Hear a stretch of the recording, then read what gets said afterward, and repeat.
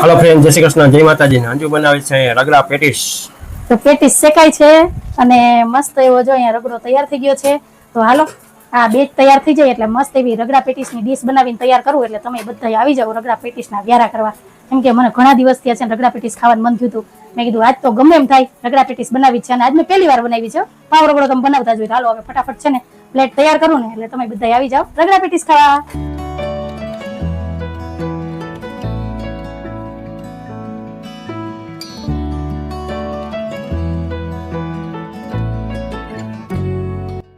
હાલો friend, તો તૈયાર છે ગરમા ગરમ રગડા પેટીસની પ્લેટ। તો આવી જાવ તમે બધા વ્યારા કરવા।